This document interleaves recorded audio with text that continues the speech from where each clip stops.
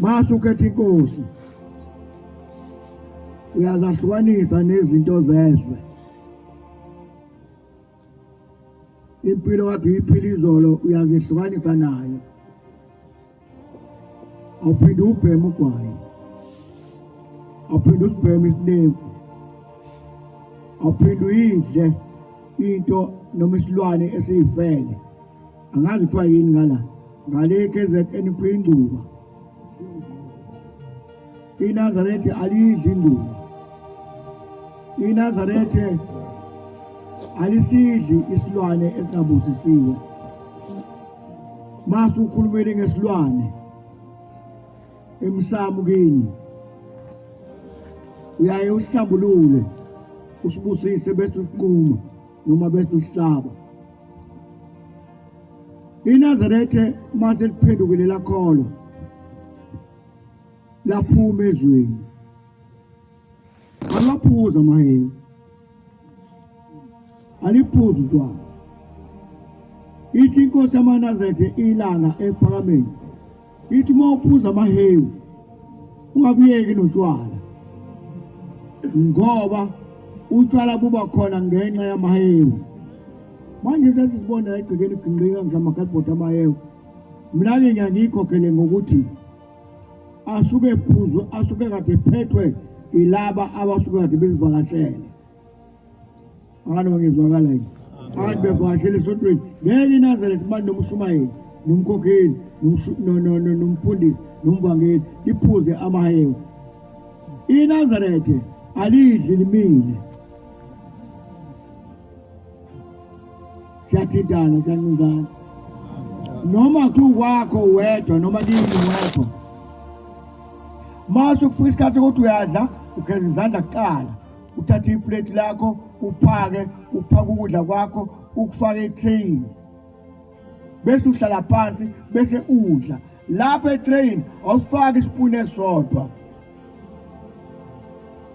Uma ufaka isipuni esodwa uba nenkinga, ngoba laba ohamba nabo akekho umuntu ola esontweni ongahambi nahamba nabo abakubo noma bakomalume wakho.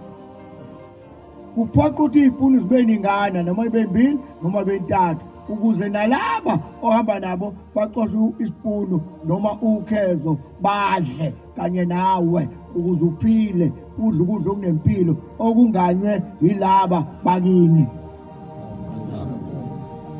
Lihlala phansi iNazaretha liphatha malidla nje. INazaretha alidli noma kanjani futhi alidli noma kuphi. Manje usuke ubona umuntu ngiyabehla ngihambe kuphi nje wakona lokudla akudla akakubukile ukuthi kungifanele yini njengane iNazaretha. Athenga umuntu ukudla kumuntu engcolile engagezile uzokuphilisa yini? Uzothandaza uthini ngoba makuhlala ukudla phambi kwakho uphoqa ukuthi inkosi ngiyabonga ngalesipho ngephaswana bese udla. INazaretha malivuka ekuseni ngo-4 ipapama ihlabelela ingoma ithi ngivuse inkosi kade ngilele ngiphaphama ukulizwa izwi lakho. Ngo-9 lithi esontweni lithi vuka nathi sokhanyiswa. Usuke uvuka wedwa kuthiwe mntandaze ngoyiphatha kahle indlela la kuyo ukuze uJehova angagcini ukubuza kuwe ngephupho. Bengakuhle makholwa sithintane. Ukhona omunye umuntu ongathinteki oyaye uthi uyamthinta uyamluleka akhwele ngengalo kuyo. Nonsu iNazaretha kalukudla unsu uqo mangani uqo isinemfu ubhaliwe ukuthi unsu bathi abantu uqo uma befuna ukugida-ke abazigange baye bathi idatha ngifunela idatha lami. Ubona uhakela zonke lezi zinto nje awubanikelela abakini. Ayikho into ebaluleke empilweni yomuntu njengokunikelela abakubo abalethele ibali. Alayithela abakomalume wakhe ibali. Uma eganile esemzini alayithela abasemzini wakhe ibali. Lo muntu ungazi ukuthi uthwele kanti akathwele unake le. Yabona lesihlahla lesi sinamahlamvu ahlaza phezulu. Konke usenze njani? impande ezazoyiphuza amanzi anjani right. Ngeke ufune ukuya phambili ulangazelela ukufika lapha ube ne-Legend 45 noma ube ne-Mercedes kodwa abakini ungabanakile. Ngane manje understandeka yini ukuthi ngikhuluma kwelingiso. Ayikho into ezokusiza uma kuukuthi awukwazi ukunaka abalele othulini lomhlaba. Ayikho into ezokusiza. Omunye ucela ingane kubaba. Yathi inkosi yaManazethe ilanga inkosi ibusa uzoyithola ingane.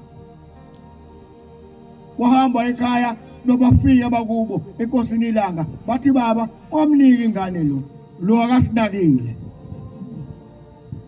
Wabuya baba ngacela umntwana baba ngimthole yathi inkosi ilanga wathi uflathela nje babefika bakini anginiki into ongakhulumile nabakini ngacela kwaba ngibabuza abakini ukuthi lento ayicelayo ngikunike yini.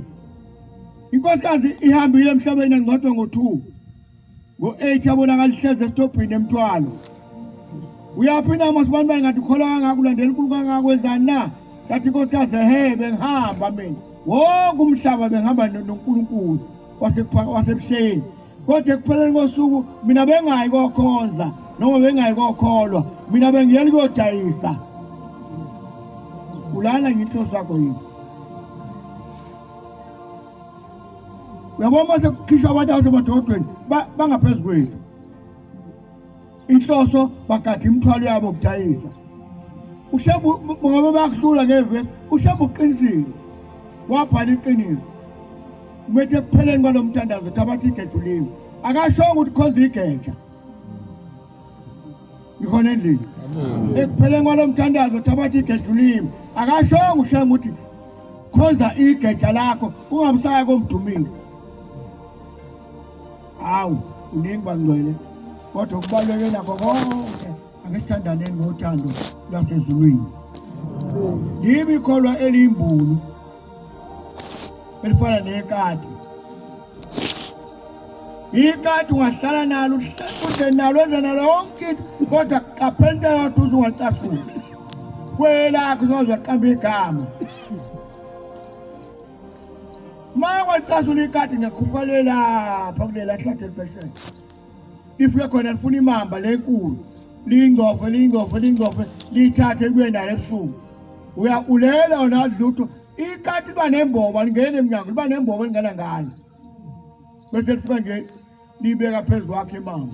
Kavele imamba isidiniwe. Bese likuthinta likuthi ikati ucasulile.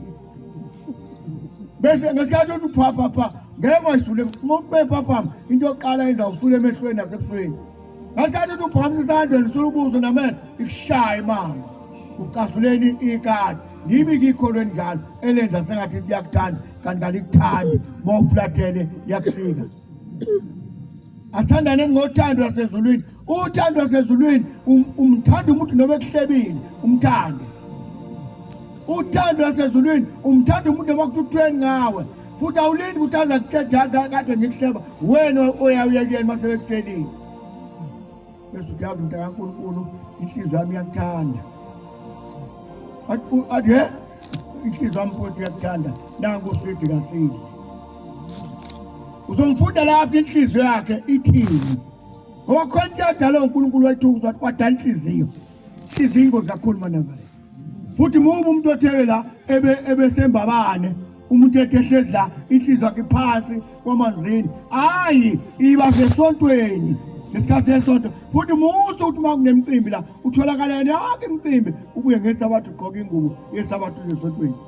Imvunulo eNazaretha ayitshelekisi. Ayitshelekisi imvunulo eNazaretha. Noma ngakhani ngembezo ngeke ngitshele ngamvunulo. Ngoba ngayitshela ubaba ongizalayo. Ngoba ngasikhathi ngitshele ngivunulo uhambe emcimbini lapha ececeni ifika ichelwe ngentelezi uyihlambulula nini ubuye nawe uzela uzosilela simakade Nkosi busabezweni. Amen. Hayi pipeline bafana.